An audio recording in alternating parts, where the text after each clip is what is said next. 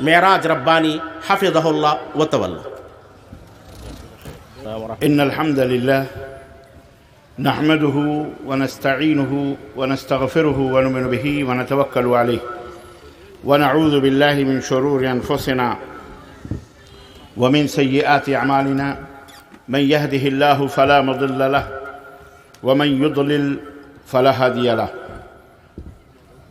وأشهد أن لا إله إلا الله وأشهد أن محمدًا عبده ورسوله.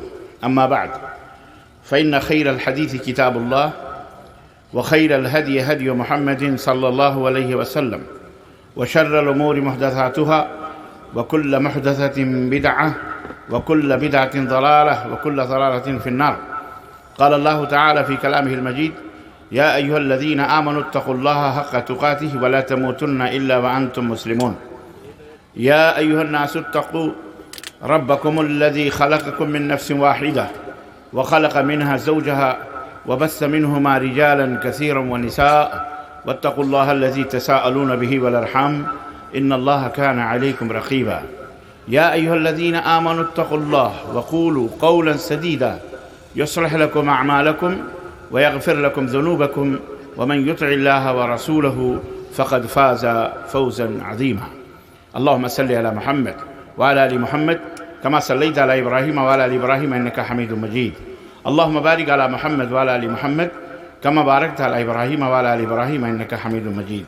تمام قسم کی حمد و ثنا، کبریائی اور بڑائی اس اللہ عز و جل کے لیے لائق و زیبہ ہے جس نے ہمیں اور آپ کو پیدا فرمایا، اور بیش بہا درود و سلام اس ذات مبارکہ مطہرہ پر جن کا نام نامی اسم گرامی احمد مجتبیٰ محمد مصطفیٰ صلی اللہ علیہ وسلم. معزز علماء کرام، سامعین اعظام، نوجوان دوستوں، بزرگوں اور بھائیوں اور قابل احترام اسلامی ماؤں اور بہنوں اور عزیز بچیوں،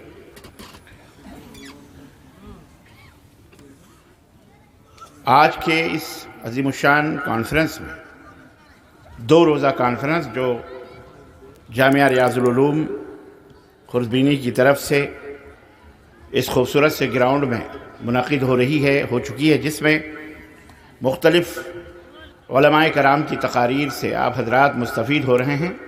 مجھ بندے ناچیز کو بھی دعوت دی گئی اور میں آپ حضرات کی خدمت میں حاضر ہوا. کوئی بات نہیں، قلت و کثرت یہ معیار نہیں ہوتی.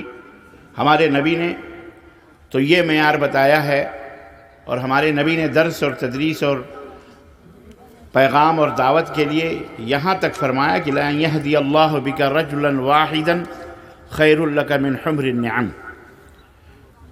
کہ تمہاری دعوت سے، تمہارے پیغام سے، تمہاری بات سے اگر ایک بندے کا بھی بھلا ہو گیا، ایک بندہ بھی صحیح راستے پہ آ گیا، تو کئی سرخ اونٹوں سے، کئی ہزار اونٹوں سے وہ ایک بندہ تمہارے لیے کافی ہے.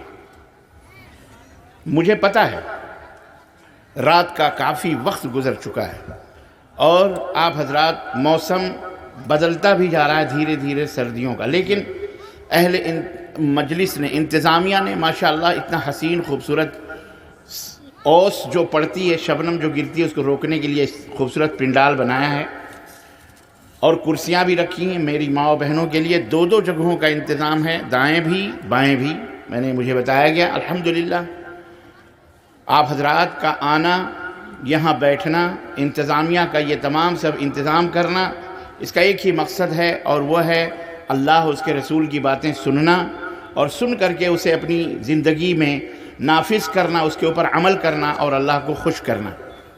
یہی مقصد ہے. اللہ سے میری دعا ہے کہ بار الہ دامِ درم قدم سخنے، جن لوگوں نے بھی اس طرح کا جلسہ منعقد کرنے کی کوشش کی ہے، اللہ تعالیٰ ان سب کے گناہوں کو معاف فرمائے، آمین، اور اللہ ان سب کو جنت الفردوس میں اعلیٰ مقام عطا فرمائے. اور میرے بھائیوں اور بہنوں جو یہاں اپنے اپنے گھروں کو چھوڑ کر اپنے بچوں کے ساتھ، میں نے دیکھا تو رونگٹے کھڑے ہو گئے کہ میری بہنیں اپنے ساتھ اپنے چھوٹے چھوٹے ننھے منھے بچوں کو لے کر، اوپر سر پہ گٹھریاں رکھ کر، کسی کو گود میں، کسی کو یوں ہی چلے آ رہے ہیں. ایک بھیڑ ماشاءاللہ تبارک اللہ. ظاہر اتنی رات ہو چکی ہے ہم انسان ہیں، ہمیں بھی نیند آتی ہے، صبح کاروبار ہے، صبح بھی کام کرنا ہے۔ اہل انتظامیہ کو یہ چاہیے تھا کہ 12 بجے سے پہلے ہی اس مجلس کو ختم کر دیا جاتا ہے، تاکہ لوگ سکون کے ساتھ اللہ اس کے رسول کی بات کو سنتے۔ رات بھر مجلسوں کا انعقاد، بیٹھنا سب کے لیے مشکل ہو جاتا ہے۔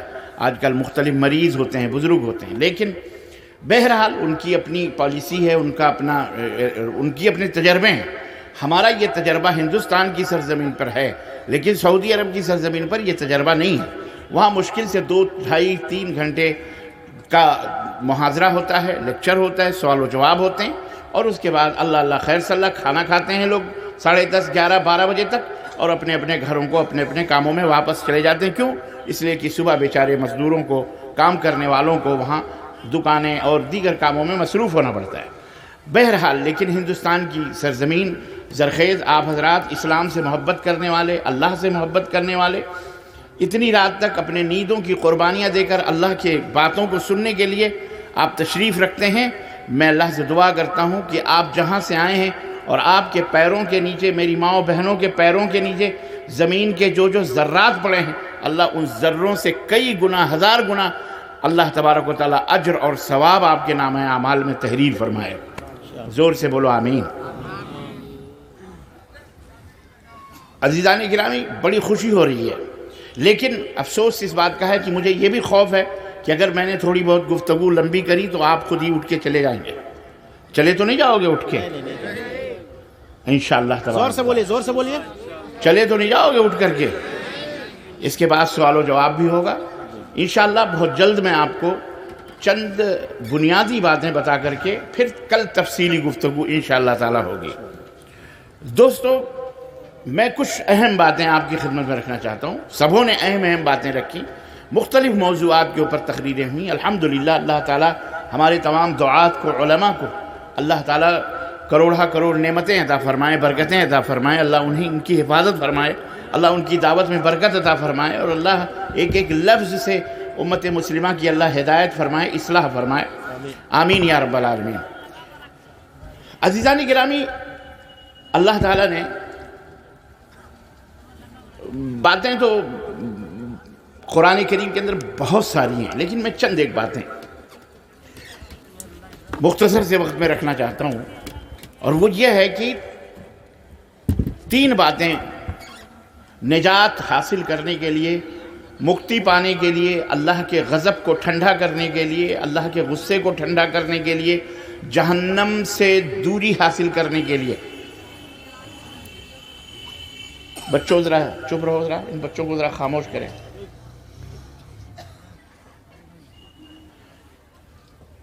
3 باتیں بہت ضروری ہیں کہ ان کی جانکاری حاصل کی جائے۔ بغیر ان 3 باتوں کی جانکاری لیے ہوئے آپ کامیاب نہیں ہو سکتے، نہ دنیا میں نہ آخرت میں۔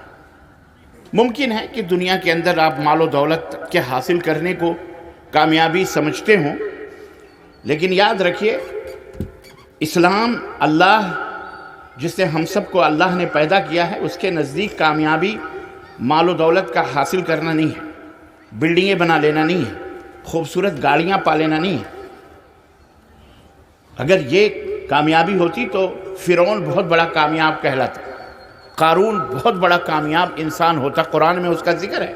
آج تک وہ زمین میں اللہ کے قہر اور اللہ کے عذاب کی وجہ سے دھنس رہا۔ اتنا خزانہ تھا کہ اس کی چابیاں خچروں کے اوپر، اس کے خزانوں کی تالوں کی جو چابیاں تھیں وہ خچروں کے اوپر لا دی جاتی تھی۔ یہ ایک کو ذرا کم کر دو بھائی، ایک کو اس مائک کا کم کرو تھوڑا۔ کدھر ہے مائک میں جی؟ ہاں جزاک اللہ خیر۔ صاف آواز ہونی چاہیے لوگوں کی ذہنوں میں کچھ ان کو دے سکوں۔ ایک کو سے کوئی فائدہ نہیں سوائے بھائیں آواز ہوتی ہے، اس لیے ایک کو کم رکھیں۔ کامیاب اگر ہوتا تو فرعون کامیاب ہوتا، کامیاب نمرود ہوتا، بادشاہ بڑے بڑے گزرے ہیں سب کامیاب ہوتے ہیں، لیکن کامیاب وہ نہیں ہے۔ اللہ رب العزت نے کامیابی کا جو معیار قرار دیا ہے نا، سورہ العصر سب کو پتہ ہے، والعصر ان الانسان لفی خسر۔ اللہ نے کہا قسم ہے زمانے کی، عصر کی قسم ہے، بے شک سارے انسان خسارے میں ہیں، گھاٹے میں، ہر انسان گھاٹے میں۔ سورہ العصر یاد ہے نا، والعصر ان الانسان، اس کا ترجمہ سنو پہلے. سارے انسان خسارے میں، سارے انسان خسارے میں. اے اللہ، سارے انسان، امریکہ بھی، جاپان بھی، چائنا بھی، بڑے بڑے سیٹ، بڑے بڑے مالدار، بڑے بڑے دولت مند، اللہ کہتا ہے سب خسارے میں، سب خسارے میں. دیکھو اسلام، قرآن ہمیں کیا تعلیم دیتا ہے. الا الذین آمنوا والعصر ان الانسان لفی خسر، سارے انسان خسارے میں. الا الذین آمنوا، مگر وہ لوگ جو اللہ پر ایمان لائے، اللہ کو دل سے تسلیم کیا، اللہ کو مانا، اللہ کو ایک جانا، ایک مانا، اللہ کی عبادت و بندگی کی، اللہ کے ساتھ کسی کو شریک نہیں کیا. وَعْمِلُوا الصَّالِحَاتِ، نمبر 2، انہوں نے اچھے اچھے اعمال کیے، ایسے کام کیے جس سے اللہ راضی ہو جائے، اللہ خوش ہو جائے. نمبر 3، وَتَوَاصَوْا بِالْحَقِّ، اور سماج میں، معاشرے میں سچی سچی باتوں کی لوگوں کو نصیحتیں کرتے رہے ایک دوسرے کو. تواصی بالحق، حق باتیں بتاتے رہے، یہ حق ہے، جھوٹ سے بچتے رہے، حق سچی سچی باتیں پھیلاتے رہے. وتواصوا بالصبر، اور سماج میں جو کوئی اذیت پہنچی، تکلیف پہنچی، اس کے اوپر صبر کیا. یہ 4 چیزیں، ایمان صحیح ہو، آپ کا عمل صحیح ہو، درست ہو، اور اس عمل کے بعد حق بات لوگوں کو بتائیں، سچی باتیں لوگوں کو بتائیں. آپ کے سماج میں، آپ کے محلے میں، آپ کی گلی میں کوئی غلط کام کر رہا ہے، آپ کے گھر میں کوئی غلط کام کر رہا ہے، اس کو بتائیں یہ غلط ہے، یہ صحیح، یہ نہیں ارے کرنے دو، ہمارا کیا جاتا ہے. بہت سارے لوگ کہتے ہیں ارے فلاں کا بیٹا ہے، غلط کر رہا ہے، بھرے گا، ہم کو کیا ضرورت ہے اس کو بولنے کی. یہ مومن کی نشانی نہیں ہے. مومن کی نشانی یہ نہیں ہے. مومن کی نشانی یہ ہے کہ جہاں کہیں بھی غلط ہو رہا ہے، اپنی طاقت بھر، مرد ہو یا عورت، اسے منع کرے، اسے روکے، حق بات اسے بتائے، جھوٹی باتیں نہ بتائے.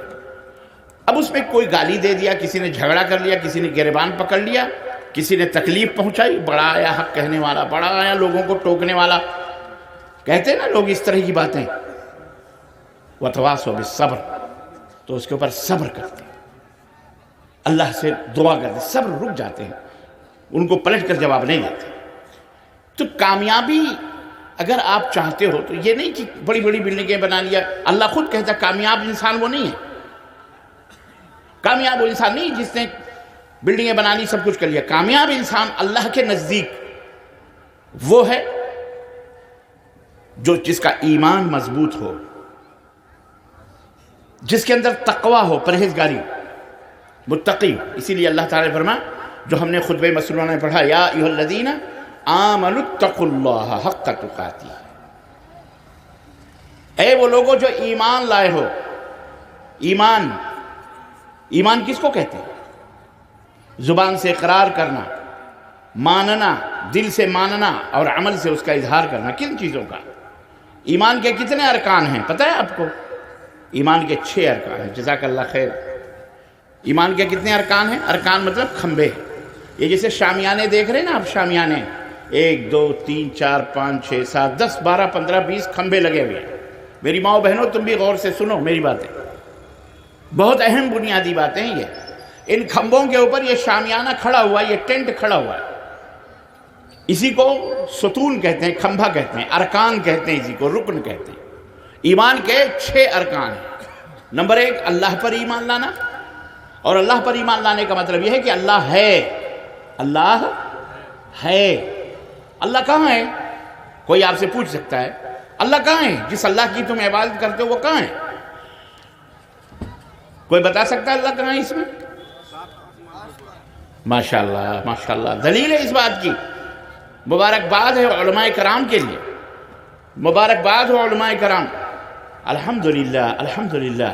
یہ بستی اہل الحدیث کی، یہ سامعین اہل الحدیث، بچوں کو پتا ہے کہ اللہ کہاں ہے، اس کا مالک کدھر ہے، اس کا پروردگار کہاں ہے.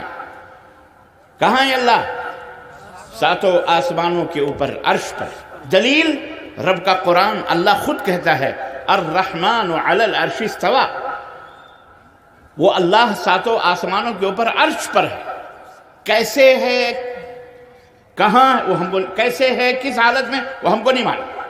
ہمارا ایمان ہے کہ اللہ ہے، اور ہمارا ایمان ہے کہ وہ اللہ جس نے یہ زمین بنائی، آسمان بنایا، چاند بنائے، سورج بنائے، چاند بنائے، سورج بنائے، پانی، ندی، نالے، ہوا، آگ، پانی، سردی، گرمی، رات، دن، ستارے، سب کچھ ہم کو، آپ کو۔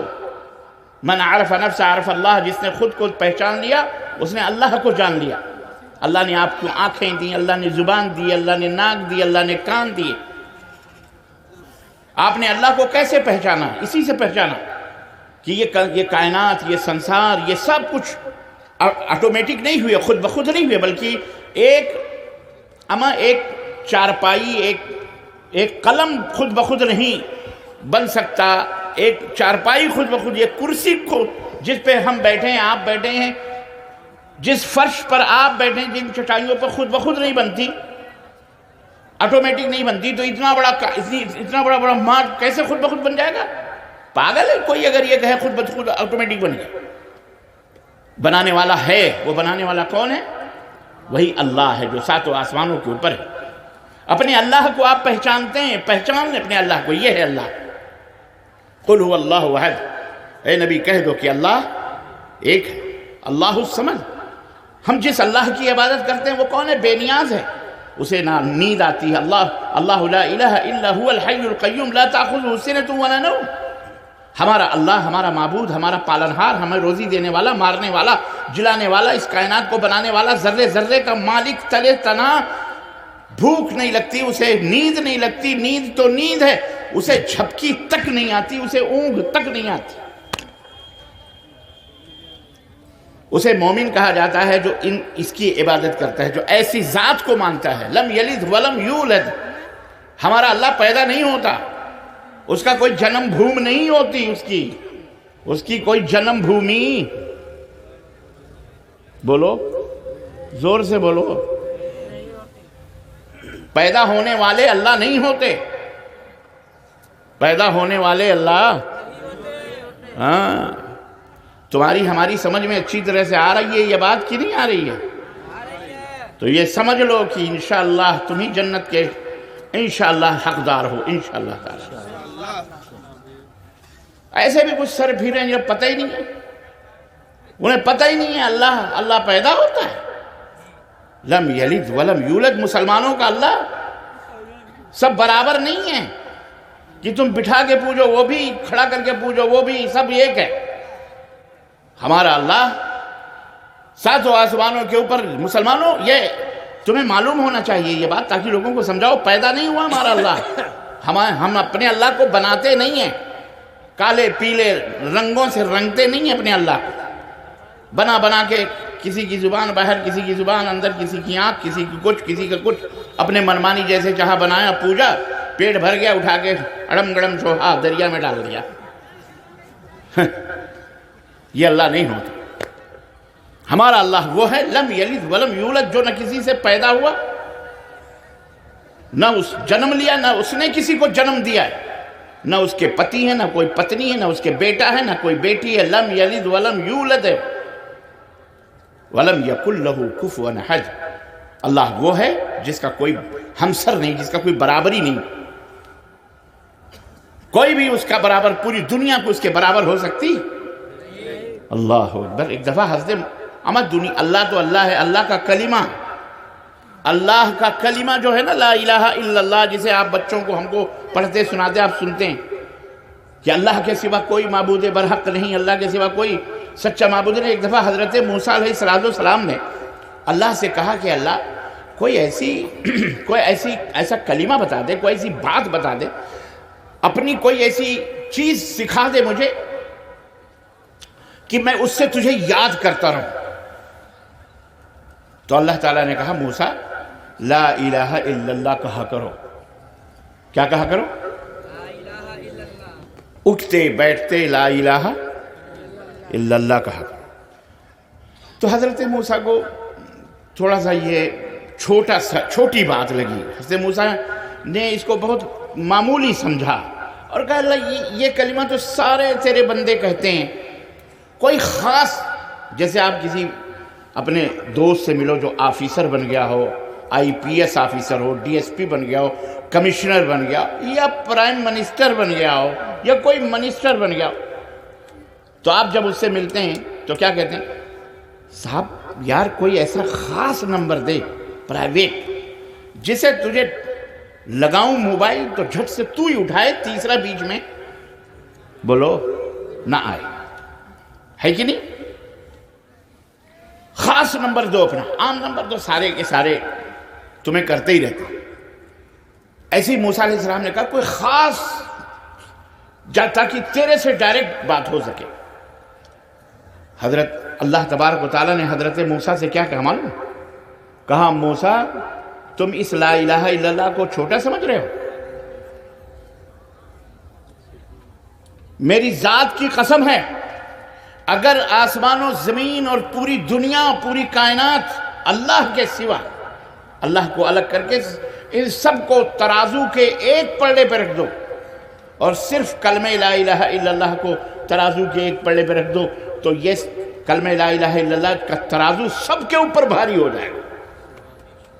یہ وہ کلمہ ہے، معمولی کلمہ نہیں ہے۔ تو اللہ جب اس کا کلمہ اتنا بھاری ہے تو اللہ کتنا عظیم ہے۔ اللہ اکبر کا مطلب کیا ہے؟ اللہ سب سے بڑا ہے، اللہ سب سے بڑا ہے، سب سے بڑا ہے کائنات میں، اس سے بڑا کوئی، ہم اس اللہ کی پرستش اور عبادت کرتے ہیں جس کا کوئی شریک نہیں، جس کا کوئی ساجی نہیں، اس کا کوئی پارٹنر نہیں۔ تو عزیزان گرامی آپ کا جو ایمان ہے، آپ کا جو عقیدہ ہے، جو ایمان جس کو ایمان باللہ، میں نے کہا نا 6 ارکان ہیں۔ نمبر 1 اللہ پر ایمان لانا، اور اللہ پر ایمان لانے کا مطلب یہ کہ ہمارا اللہ وہ ہے۔ نمبر 2 اللہ کے فرشتوں پر ایمان لانا، اللہ کے فرشتے ہیں اور فرشتے کئی طرح کے ہیں۔ اس وقت اللہ کے رسول صلی اللہ علیہ وسلم کی یہ حدیث مبارک آپ سب کے لیے بطور بشارت، خوشخبری میں آپ کو بتاؤں کہ اللہ کے نبی صلی اللہ علیہ وسلم نے فرمایا کہ مجتمع قوم فی بیت من بیوت اللہ، جب بھی کوئی قوم اللہ کے گھروں میں، کسی گھر میں، کسی جگہ میں جمع ہوتی ہے اور وہ اللہ کا ذکر کرتے ہیں، اللہ کی تعریف کرتے ہیں، اللہ اور اس کے رسول کا بیان کرتے ہیں، اللہ کی دین کو سیکھتے ہیں، حفتہم الملائکہ، فرشتے انہیں اپنے پروں میں لے لیتے ہیں۔ یہ ادھر بھی، دائیں بائیں، آگے پیچھے، یہ جتنے بھی بیٹھے ہوئے ہیں، اس وقت فرشتوں نے اپنے پروں کے درمیان آپ کو گھیرے ہوا ہے۔ وغشیتہم الرحمہ، غشیتہم الرحمہ، اور رحمت انہیں ڈھانپ لیتی۔ ونزلت علیہم السکینہ، اور اللہ کا سکون ان کے اوپر نازل ہوتا ہے، اللہ کی برکت نازل ہوتی ہے ان کے اوپر۔ اور جب مجلس کا اختتام ہوتا ہے، مجلس ختم ہوتی ہے، تو فرشتے کہتے ہیں، اللہ تبارک و تعالیٰ انہیں حکم دیتا، پکارنے والا کہتا ہے اے لوگو اپنے گھروں کی طرف پلٹ جاؤ، اللہ نے تمہارے گناہوں کو معاف فرما دیا ہے۔ سمجھ میں بھائی بات؟ ہم گنہگار ہیں، سراپا گنہگار ہیں۔ عزیزو ہم کون؟ ہم سے غلطیاں ہی غلطیاں ہوتی ہیں، خطائیں ہی خطائیں ہوتی ہیں، آپ کو پتہ ہے۔ ان گناہوں کی معافی کے لیے اس طرح کی مجلسیں ایک طرح کی دھوبی گھاٹ ہیں، جیسے دھوبی کپڑوں کو اٹھا کر کے گھاٹ پہ لے جا کے پٹک پٹک کر کپڑے دھوتا ہے، اس طرح کی جو مجلسیں یہاں گناہ صاف ہوتے ہیں، پاک ہوتے ہیں۔ تو فرشتوں کے اوپر ایمان لانا کہ اللہ کے فرشتے ہیں، آپ کے کندھے پر بیٹھے ہوئے کرامن کاتبین ہیں۔ کرامن کاتبین یہ 2 فرشتے جو بیٹھ کر آپ کے تمام اعمال کو لکھتے ہیں، چھوٹے سے چھوٹے اعمال، بڑے سے بڑے اعمال۔ وما يلفظ من قول الا لديه رقيب عتيد، یہ عقیدہ ہونا چاہیے ہر کلمہ پڑھنے والے کا۔ آپ مسلمان ہیں تو آپ کا یہ ایمان ہونا چاہیے کہ فرشتے ہیں اور اللہ کے حکم سے ہمارے چھوٹے بڑے تمام اعمال کو تحریر کر رہے ہیں۔ دیکھیں ایک لفظ بھی زبان سے نکلتا ہے اسے بھی نوٹ کیا جاتا ہے، تحریر کی جاتی ہے۔ قبر کے اندر جب آپ جاؤ گے، فرشتے آتے ہیں، وہاں بھی منکر نکیر ان کو کیا کہا جاتا ہے؟ ہاں، وہ آئیں گے، وہ سوال کریں گے آپ سے۔ فرشتے ہیں، فرشتوں کے بہت سارے کام ہیں۔ حضرت سیدنا 4 فرشتے بڑے مشہور ہیں۔ کون کون؟ حضرت سیدنا جبریل علیہ السلام، حضرت میکائیل علیہ السلام، حضرت اسرافیل علیہ السلام اور حضرت عزرائیل علیہ السلام۔ 4 فرشتے بڑے ہیں، اور ان چاروں میں بھی سب سے بڑے سیدنا جبریل علیہ السلام۔ ان کے اوپر بھی ایمان لانا، وشواس کرنا، یقین کرنا۔ اور نمبر 3، تمام اللہ کی نازل کی ہوئی کتابوں پر ایمان لانا۔ کتنی کتابیں اللہ نے؟ بہت ساری نازل کی، لیکن 4 کتابیں بڑی مشہور ہیں۔ توریت ختم، زبور ختم، انجیل اس میں بھی ملاوٹ ختم۔ آخری کتاب جو سیدنا محمد الرسول اللہ صلی اللہ علیہ وسلم پہ نازل کی گئی، اس کا نام کیا ہے؟ قرآن کریم، قرآن مجید۔ اس کے اوپر ایمان لانا، ایمان سب کے اوپر لانا، لیکن عمل قرآن کریم کی باتوں کے اوپر کرنا۔ اور نمبر 4، تمام رسولوں کے اوپر ایمان لانا۔ جتنے بھی اللہ تعالیٰ نے رسول بھیجے ہیں، پیغمبر بھیجے ہیں بندوں کی ہدایت کے لیے، آدم سے لے کر کے حضرت محمد الرسول اللہ صلی اللہ علیہ وسلم تک، ان سب کے اوپر ایمان لانا، وشواس کرنا، یقین کرنا کہ یہ آئے، اللہ کا پیغام انہوں نے پہنچایا۔ ہمارے آخری نبی حضرت محمد الرسول اللہ صلی اللہ علیہ وسلم، جن کے بعد اب کوئی نبی آنے والا نہیں، جن کے بعد اگر کوئی شخص اپنے آپ کو نبی کہتا ہے، رسول کہتا ہے، تو وہ شیطان ہے، وہ جھوٹا ہے، وہ مکار ہے، وہ نبی ہو سکتا نہیں۔ اور نمبر 5، یوم آخرت پر ایمان لانا، کہ ایک دن یہ دنیا ختم ہو جائے گی، یہ زمین مٹ جائے گی، یہ پہاڑ، یہ سب ہم سب ختم ہو جائیں گے، ختم ہو جائے گی پوری دنیا۔ اسے قیامت کہتے ہیں، یوم القیامہ، قیامت کا دن پہ ایمان لانا۔ اور نمبر 6، تقدیر کے بھلے اچھی بری تقدیر پر ایمان لانا۔ یاد رکھو، کتنی بھی محنت کر لو، کتنی بھی مزدوری کر لو، لیکن جتنا بھی لکھا ہے اتنا اللہ تبارک تعالیٰ تمہیں دے گا۔ لیکن اس کا یہ بھی مطلب نہیں ہے کہ آپ چادر اوڑھ کر کے جا کے گھر پہ سو لیں، تقدیر میں لکھا آئے گا، نہیں۔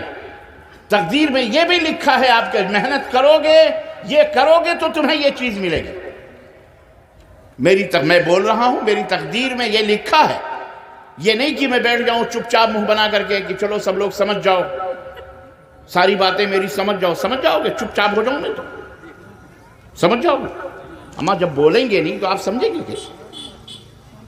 یہ بھی لکھا ہے کہ میں بولوں گا، اس مائک کے ذریعے آپ کے تک آواز پہنچے گی تو آپ سمجھ جاؤ گے، نہیں، یہ بھی تقدیر میں لکھا ہے۔ حضرت عمر بن خطاب رضی اللہ تعالیٰ عنہ کے پاس ایک چور پکڑا گیا، چور پکڑ کے لایا گیا تو حضرت عمر بن خطاب نے کہا اس کا ہاتھ کاٹو، کیونکہ اسلام میں چور کی سزا کیا ہے؟ ہاتھ کاٹنا۔ چور کی سزا کیا ہے؟ ہاتھ کاٹنا۔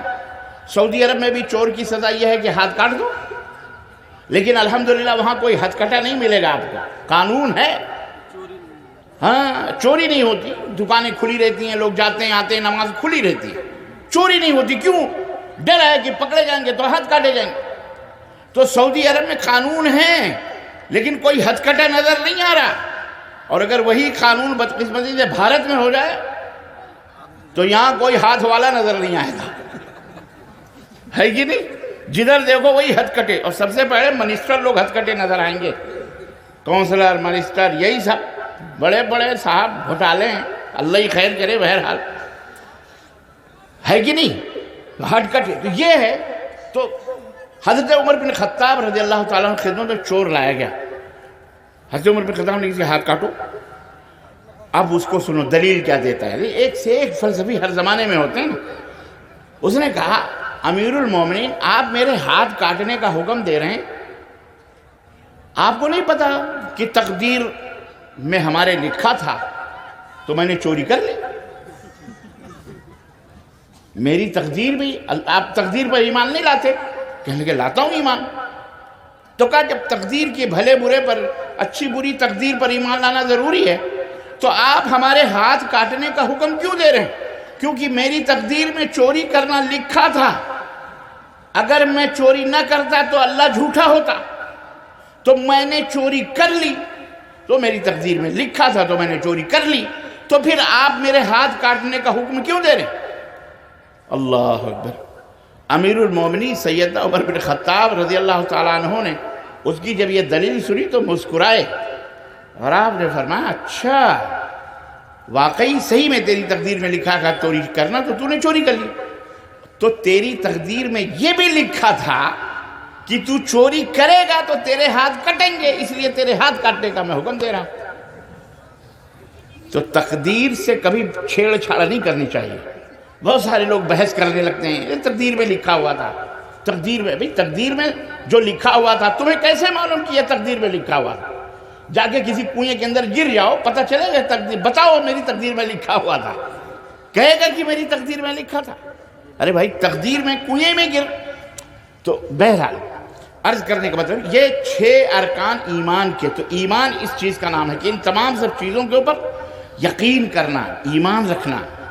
اللہ تبارک و فرمایا یا ایھا الذین آمنوا، یہ تمام ایمان اللہ نے جو نازل کیا، فرشتے، قرآن، ان تمام احکام عبادات پر ایمان لانا، تقوی اختیار کرو، یا ایھا الذین آمنوا اتقوا اللہ حق۔ اب ایک سوال پیدا ہوتا ہے یار جنت کے لیے تو ایمان لے آئے کافی ہے، یہ تقوی کیا ہے؟ اے ایمان والو تقوی اختیار کرو، اے ایمان والو اللہ سے ڈرو، اللہ سے ڈرو حق تقاتہ، جیسا کہ اللہ سے ڈرنے کا حق ہے۔ تو یہ تقوی کیا ہے؟ یاد رکھو یہ بہت اہم پوائنٹ ہے جو سمجھنا ہے۔ لوگ بہت زیادہ اس کی وجہ سے گمراہیوں میں پڑے ہوئے ہیں کہ بس ہم نے کلمہ پڑھ لیا، لا الہ الا اللہ کہہ لیا، ہم مسلمان ہو گئے، دیٹس آل، بات ختم، جنت ہمارے باپ کی جاگیر ہو گئی، ہمارے مقدر میں لکھ گئی، ہم نے بس ہم اس کے بعد جو بھی کرتے پھریں ہمارے لیے کافی نہ نہ۔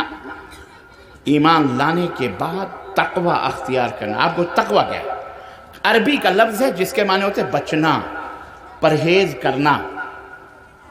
جس کے معنی کیا ہوتے ہیں؟ بچنا، پرہیز کرنا، اور اسی سے متقی ہے پرہیزگار، پرہیز کرنے والا۔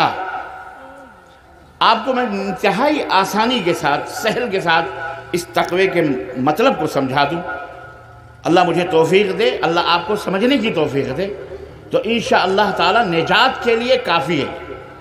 یہ میں آپ کو آج بتاؤں گا انشاءاللہ، بیٹھو آرام سے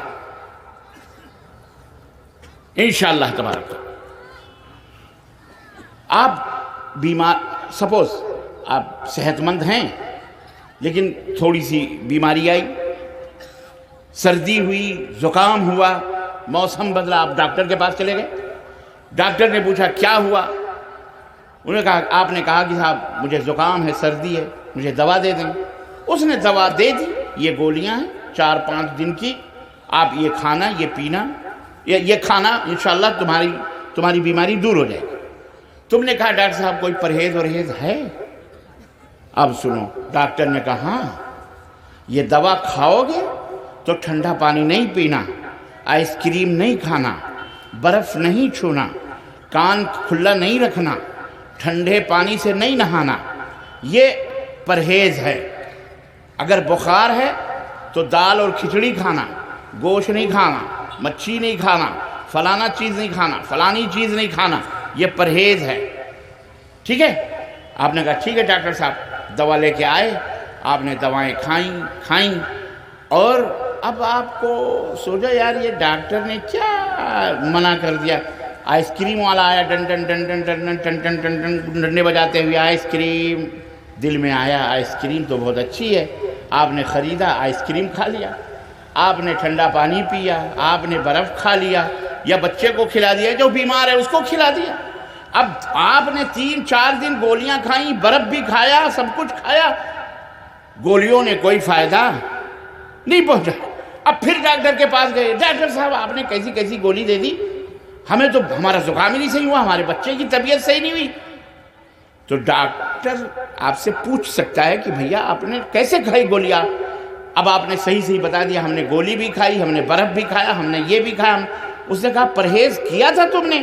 آپ نے کہا نہیں میں پرہیز نہیں کر پایا، میں نے نہیں کیا پرہیز۔ کہا مردود آدمی، جب تو نے پرہیز ہی نہیں کیا تو اس گولی سے کیا فائدہ؟ گولی کوئی فائدہ تھوڑی کرے۔ ارے یہ گولی بھی کھاؤ، پرہیز بھی کرو، تب جا کر یہ تمہیں فائدہ پہنچائے گی۔ اگر گولی کھا لیے پرہیز نہیں کیے تو اس گولی کا کوئی فائدہ۔ اللہ اکبر، یہ ہے پرہیز کرنا۔ ہر جگہ یہ قانون ہے، یہی رب کا بھی قانون ہے، یہی اللہ کا قانون ہے۔ ایمان لاؤ، ایمان لاؤ، ایمان لاؤ، جنت میں چلے جاؤ گے، کامیاب ہو جاؤ گے، خوشیاں آئیں گی، مسرتیں آئیں گی، خوش رہو گے، سماج میں کوئی تم کو بے عزت نہیں کرے گا، تم کو کوئی ذلیل نہیں کرے گا، دولت آئے گی، اللہ کی رحمت آئے گی۔ ایمان لاؤ، ایمان لاؤ، ایمان لاؤ۔ اللہ تعالیٰ نے یہ بتایا وَلَا تَهِنُوا وَلَا تَحْزَنُوا وَأَنْتُمُ الْأَعْلَوْنَ إِن كُنتُم مُؤْمِنِينَ۔ اگر تم مومن ہو تو تم ہی حکومت کے سرداری کرو گے، تم ہی حکمران رہو گے، تم ہی کامیاب رہو گے، تم ہی دولت مند رہو گے، تم ہی سب کے اوپر اونچے رہو گے۔ اللہ نے قرآن میں بتایا کہ نہیں بتایا؟ بے شک بتایا، لیکن آج ہماری حالت کیا ہے؟ اگر آپ سب سے پوچھوں میں کہ آپ سب ایمان والے ہو تو سب کہو گے ایمان والے ہیں۔ پورا بھارت ایمان والا اپنے آپ کو، تقریباً سارے کلمہ پڑھنے والے اپنے آپ کو ایمان والے کہیں گے کہ ہم سب ایمان والے ہیں، ہم سب اللہ پہ بھی ایمان لاتے ہیں، ہم سب نماز پڑھتے ہیں، ہم سب روزہ رکھتے ہیں، ہم سب حج کرتے ہیں، ہم سب زکوٰۃ دیتے ہیں، ہم سب اللہ اللہ کرتے ہیں، ہم سب قرآن پڑھتے ہیں، ہم سب قرآن کے حافظ ہیں، ہم سب عالم ہیں، ہم سب فلاں کرتے ہیں، ہم فلاں کرتے ہیں، ہم نے 1000 مسجدیں بنائی، 2 مسجدیں بنائی، سب بیان کریں گے۔ صحیح بات ہے، بالکل میں کہتا ہوں واقعی آپ نے نماز پڑھی، آپ نے کلمہ پڑھا، آپ نے روزے رکھے، آپ نے حج کیے، آپ نے زکوٰۃ کیے، آپ نے جو گولیاں تھیں سب استعمال کی جنت میں جانے کے لیے، ایمان کے لیے جو ضروری تھیں وہ سب آپ نے لے لی۔ لیکن اعلیٰ حضرت لوگ کیا آپ نے پرہیز بھی کیا؟ حاجی صاحب ہیں، حج کرنے گئے تھے تو 1% سود لیتے تھے، اور جب حج کر کے واپس آئے تو 2% سود لینے لگے۔ ہاں، پوچھنے والے نے کہا حاجی صاحب اللہ سے ڈرو، گئے تھے تو 1% سود، توبہ نہیں کری، واپس آئے تو ڈبل لینے لگے۔ بیوقوف، حج کا خرچہ کیسے نکلے گا؟ ہاں، یہ حال ہے ہمارا، یہ حال ہے ہمارا۔ کلمہ لا الہ الا اللہ پڑھتے ہیں، سنو ذرا، پرہیز کی میں بات کر رہا ہوں۔ ایمان لانا ضروری ہے۔ اگر صحت کے لیے ڈاکٹر کے پاس گولی لے کر کھانا ضروری ہے، اور وہاں پرہیز ضروری ہے، بغیر پرہیز کے دوا تمہیں کوئی فائدہ نہیں پہنچا سکتی۔ اسی طرح اللہ نے جو فرمایا ہے کہ ایمان لاؤ، ایمان لاؤ، کامیاب ہو جاؤ گے، بلند رہو گے، یہ اللہ کا کلام سچا ہے۔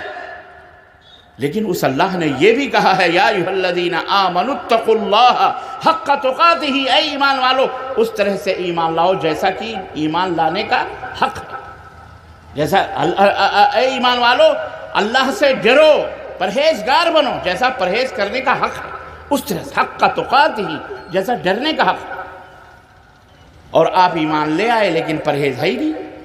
آپ کہتے ہیں لا الہ الا اللہ، اے اللہ تیرے سوا کوئی معبود نہیں، تیرے سوا کوئی عبادت و بندگی کے لائق نہیں۔ آپ نماز میں پڑھتے ہیں ایاک نعبد و ایاک نستعین، اے اللہ ہم تیری ہی عبادت کرتے ہیں، تجھ سے ہی مدد مانگتے ہیں، کہتے کہ نہیں کہتے؟ لیکن ہم میں کتنے مسلمان ہیں جو اپنے اس عہد اور پیمان پر قائم رہتے ہیں؟ 80% تقریباً نہیں تو 70% مسلمان یہ کہتے ہیں کہ ہم اللہ کو مانتے ہیں، جانتے ہیں، سب کچھ کرتے ہیں، نماز پڑھتے ہیں، سب کرتے ہیں، نماز کہتے ہیں، بڑے بڑے گھٹے ہیں، امامے تو جبریل دیکھ لیں تو شک میں آ جائیں بیچارے،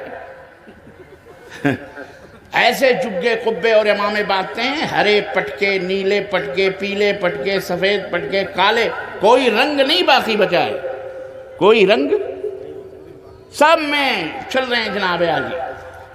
لیکن کلمہ پڑھتے ہیں کہ اللہ تیرے سوا کوئی معبود برحق نہیں، نماز پڑھتے ہیں ایاک نعبد و ایاک نستعین، اور صبح سویرے یا شام کو جا کے کسی درگاہ پر، کسی چلے پر، کسی شدے پر، کسی علم پر، کسی چبوترے پر، بابا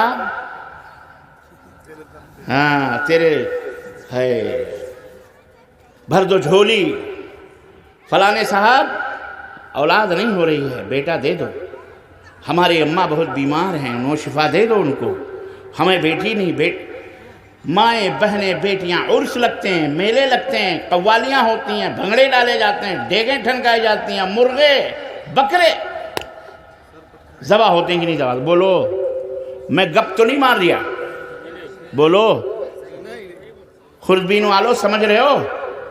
اب بتاؤ بھیا، یہ حال ہے ہمارے کلمے کا تو اللہ کی رحمتیں آئیں گی، برکتیں آئیں گی کہ ہم لتیائے اور جتیائے جائیں گے؟ یہ ہو رہا ہے۔ 70% مجرم، چند % بیچارے اپنے ایمان اور عقیدے کی بھیک مانگتے، دولت بچائے ہوئے خاموشی کے ساتھ امن اور شانتی، امن ڈھونڈ رہے ہیں۔ چند %، وہ چند % کو بھی سکون سے یہ 70% نہیں رہنے دیتے۔ یہ وہابی ہے۔ کیا ہے یہ؟